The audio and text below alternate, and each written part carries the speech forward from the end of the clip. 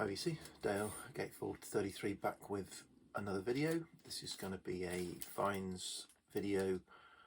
I've not done one of those for a while.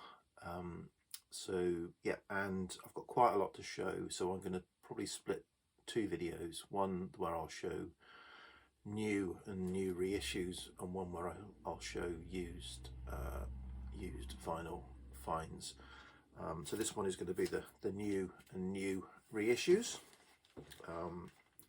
So yeah, I've been trying to limit my purchases and be selective. Been kind of, well, I'm on track. I'm on budget. In terms of, I'm trying to not buy more than 2 records a week on average over the year. So that's around 100 records a year. Put into one side, excluding car boot sales. Car boot sales are whatever they are, and they can be a free-for-all, which normally means it adds another 100 over the year. But yeah, and the new and sort of, and these are mainly online again to try and keep that down to the right level. I've not really been going out looking for records this year. I've been to one record fair all year, no record shops. So in terms of finding new releases, it has been mainly online, and I've been trying to kind of ask myself, do you really want that record? So yeah, so this year 20 odd records have come in, about 80 records have gone out, so I'm kind of heading in the right direction still. Right, sorry about that, all that waffle to start with. You probably didn't want to know any of that, you want to see the records. So got a small stack of stuff that I found this, well, in fact it's not even this year, some of it's last year as well.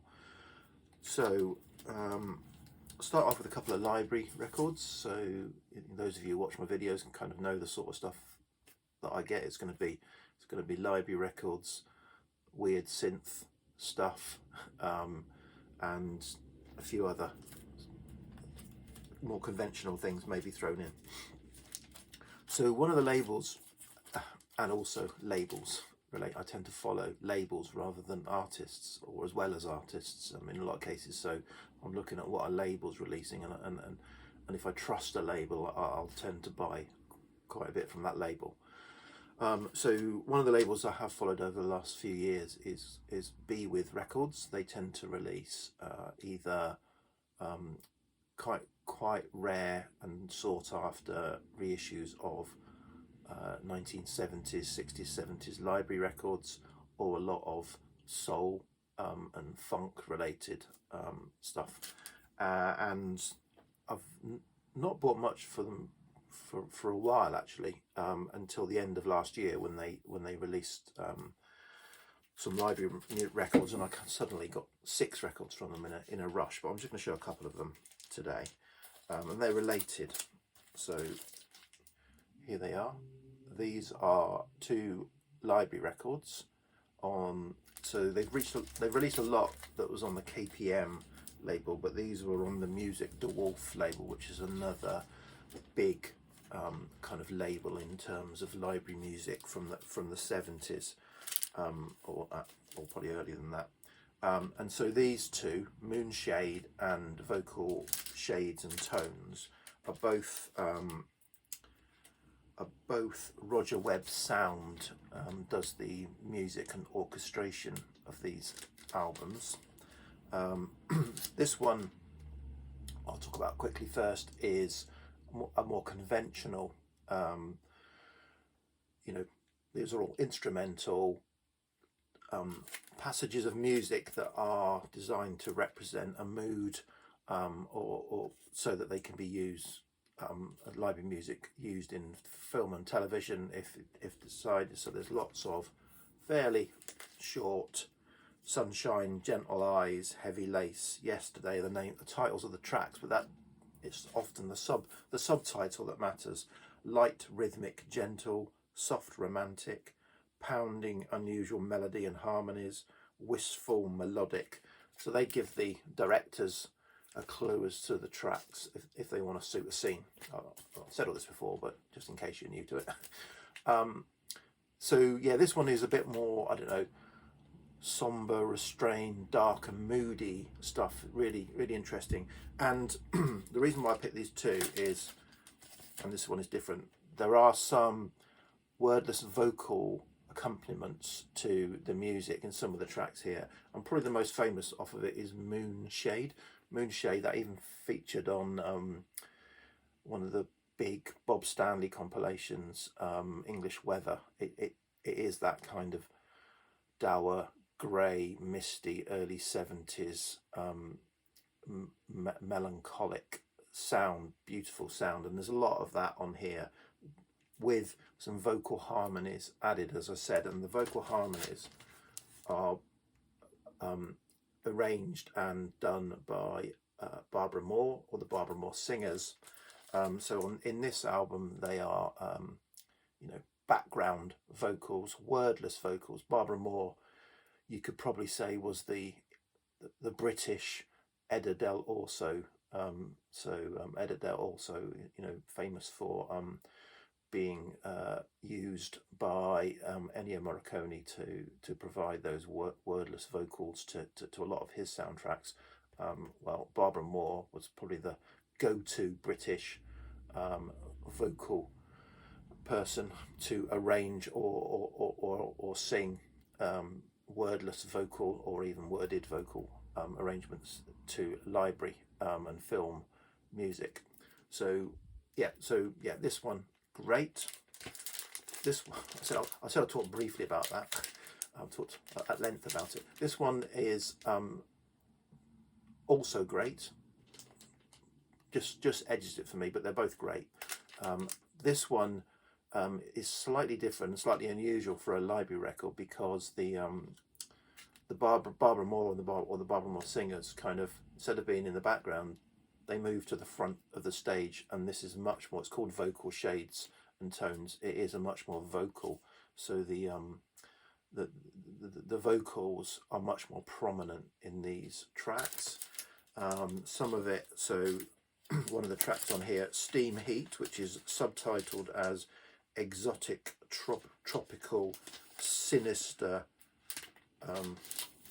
Overtones, was actually used in the Sweeney in a kind of strip club scene, so suited that. But yeah, it's got a lot of prominent vocals, harmony vocals and wordless vocals on this, so really enjoyable. So there's two highly recommended reissues of, and originals of those. They're from 1971, early 70s. Both of those originals of those, very sought after in the sort of library music, or even the DJ samplers. They love all these library records for the breaks and things like that they can add into their kind of songs. So originals of those go for a fortune. So 20 odd quid reissues that sound fantastic. Okay, moving on to another label. This is Trunk Records. So Johnny Trunk is another person I follow and interested in anything he has to release. And to be honest, often the minute I receive a Friday email from him where he says, "Oh, I've got a new release, the link's here," often I'll press the link and buy it before I've even read what it is, almost. And this is something that came out last year.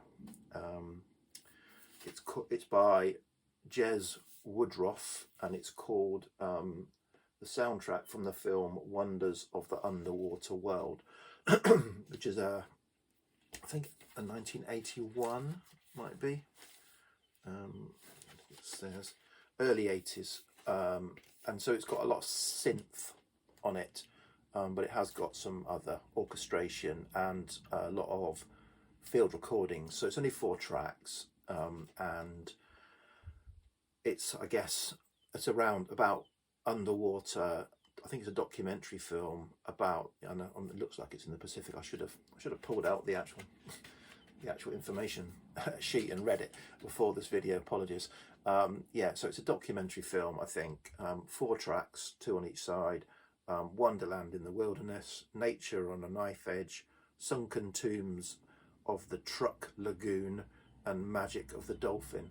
And on Magic of the Dolphin, it has got like dolphin sounds on it, and it's got water, lapping water on the first one. Sunken Tombs of the Truck Lagoon, you have an aircraft crashing into the water sound at the beginning of it. So it must be about kind of this place and how its relationship of, you know, the water and nature and all that kind of stuff is going. Yeah, really nice, ethereal soundtrack, interesting, as I said, with field recordings and the like. But you can listen like those previous albums. You can listen to them as an album. They're not just an album of tracks. Both those library records you could listen to as an album, albeit the mood's going all over the place. And same as this, you can sit down and listen to this as an album, even though it's a soundtrack from a sort of documentary. And you might think this is a bit of a sparse cover. What Johnny Trunk did with this, as he likes to mess around, is he provided a sticker sheet of sea creatures, so that you can decorate your cover in your own design of seascape. Well, obviously, you know, record collectors who want a mint copy are never going to do that, are they? Or some might, I don't know. Yeah, but that was a little bit of an amusing and novel approach. Okay, let's move away from labels particularly, although it's not, I'm not, and and soundtracks, and let's go to folk. So next up is this. This is Martin Carthy's debut album, self-titled album from 1965, I think it was, 1965. And so this is British folk, solo folk, although he is accompanied by Dave Swarbrick on violin on a number of the tracks on this. Yeah, this is part of the Topic. So this is on the Topic label originally, part of the Topic 85 reissue series.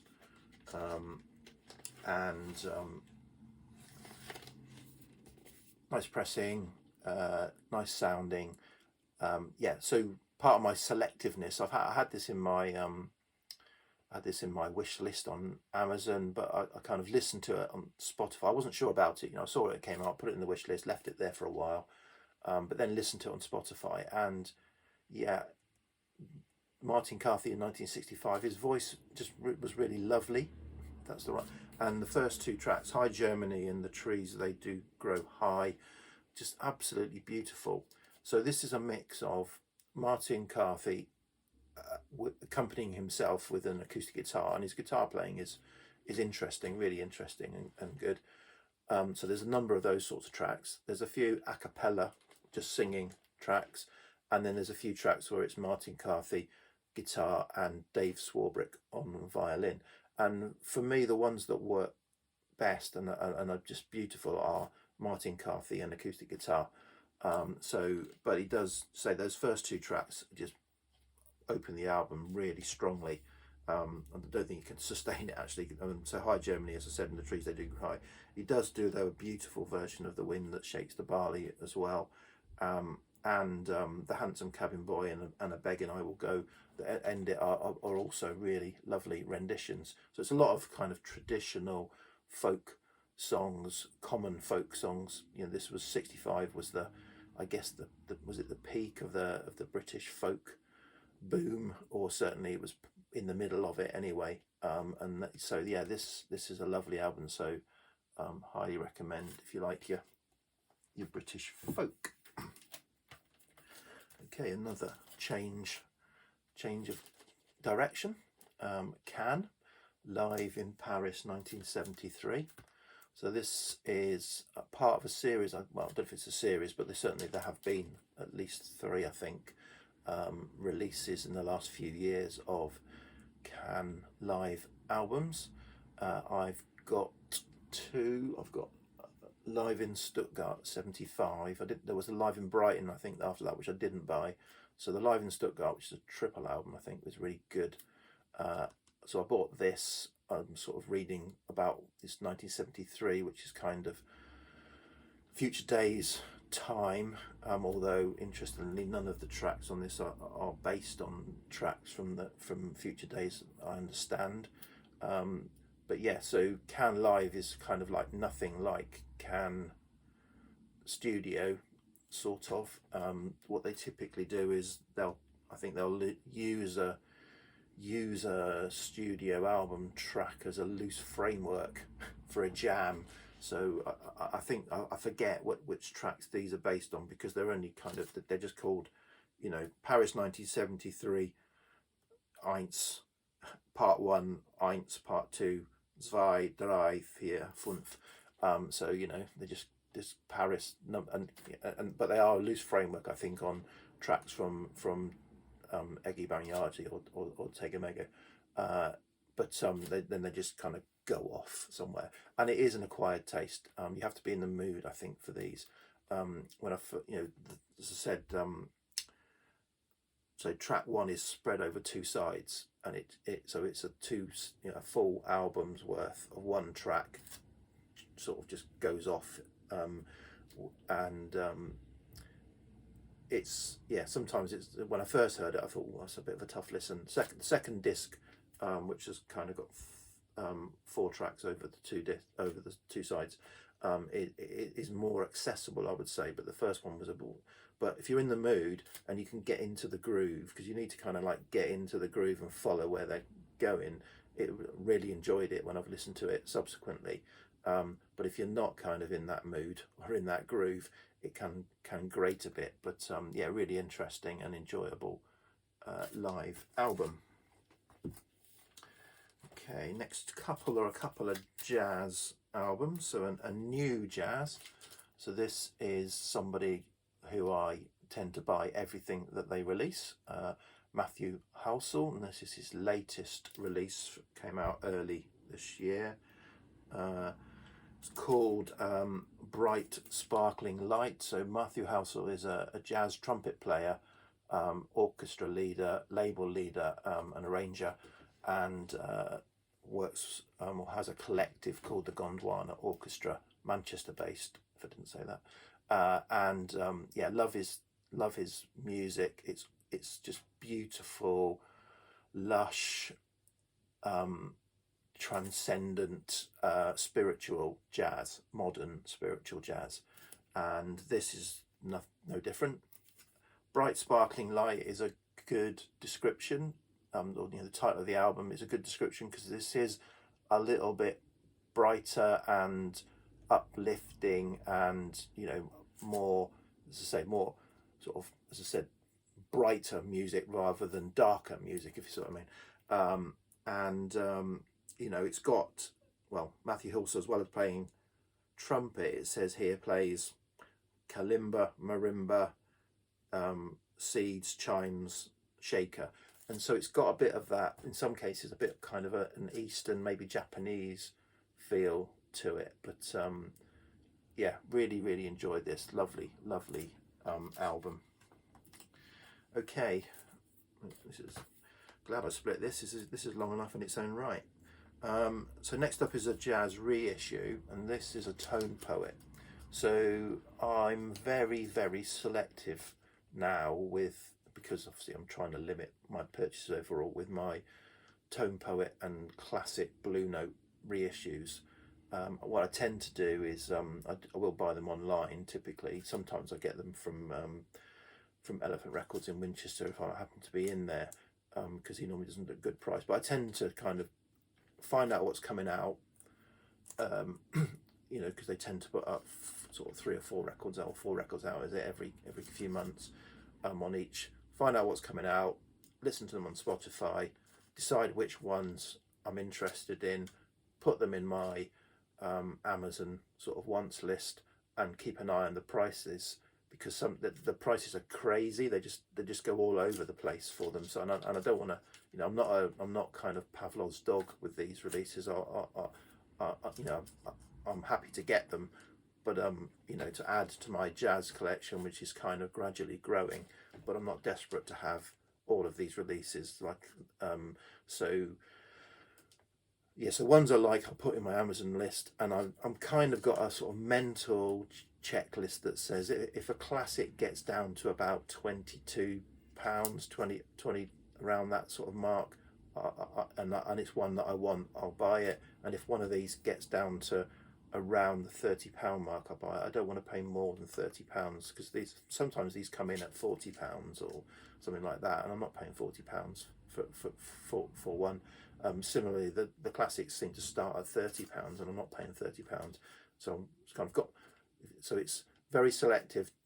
Which ones do I want, and they have to hit the price, and I'll buy them. Otherwise, not bothered. I'll just leave them there until they do. Or sometimes then they go out of stock, and I'll just delete them. And I've just missed out on that one. But hey ho. This one, sorry, let's talk about the record today. This one was one I've had in for a while. So I think this must have been a 2023. Tone Poet. I've had it in the inbox for a while, or in the wish list for a while. It went down to £29 the other day, so I kind of bought it. And another sort of advantage of Amazon, if it is an advantage, is some of these come with auto rip, so you get a digital version of it as well, so you can put it on your phone or whatever. So that's, which obviously you don't get otherwise. So yeah, so this is I don't know, is it funky, soul, blues, jazz, which is the kind of jazz I like. I don't like my jazz too out there. I don't like it too squonky, too squawky. So you know, that puts me off, and I won't enjoy it. So this one is very funky, and to be honest, if you listen to nothing else, listen to the opening track on side 2, the turnaround. That's just got such a groove on it. It's absolutely fantastic. So John Patton is an organ player. So this is Grant Green on guitar. So I'm always interested if Grant Green on guitar is involved.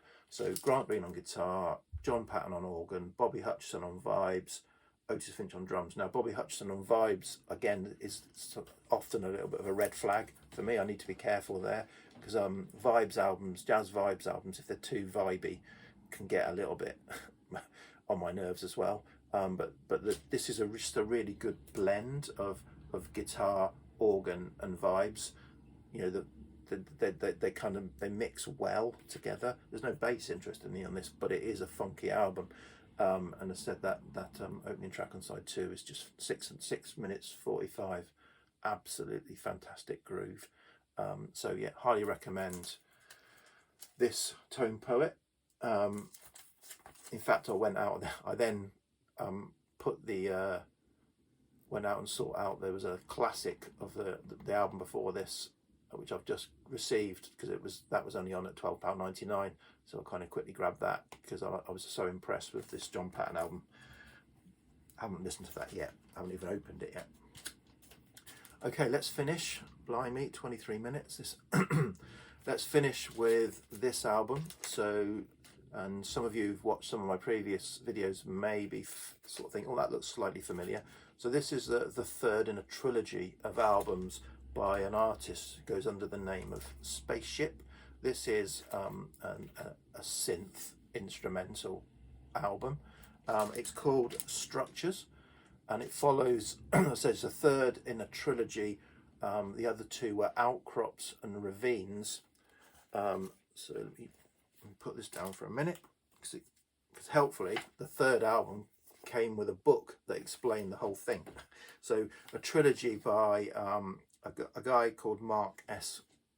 Williamson, who goes under the name Spaceship, who lives in Todmorden in West Yorkshire, and has done 3 albums. I said Outcrops, Ravines, and now Structures, that are recorded in situ. One in Yorkshire Moor Outcrops, he recorded in situ, so he got the sound of his synthesizer accompanied by the wind and the atmospheres of the outcrops on the moors whilst he was composing and playing the music. Ravines, so there's the cover for Ravines, and all the covers are done by Maxim Peter Griffin, the artist. So he recorded those whilst down in the ravines by the rivers, so you've got the sound of the water and the atmosphere accompanying. And then finally Structures, he sought out some, if you like, historic derelict structures and recorded, but this time he's been accompanied. So there's the pictures, it's an old mill, a ruin of a church, and there he is. So you've got, in a ruin of a church, you've got spaceship with his synth and a guest trombonist, a guest violinist, in this case someone with an ancient harmonium playing. So you kind of, it's all recorded, as I said, in situ. There's the 3 albums, and so yeah, absolutely beautiful music, and obviously an amazing sort of concept. And this, Structures, the final one, is just fantastic. So you've got trombone, violin, harmonium accompanying 3 of the, and it's 4 long tracks on the album. I think it's 4, maybe there's 4 long tracks, about 10 minutes or so each. So that's it, 26 minutes, and that's just the first bit. I'll come back at some point soon with a used finds, which will mainly car boot sale related, if I'm honest. So yeah, cheers, VC, thanks, bye.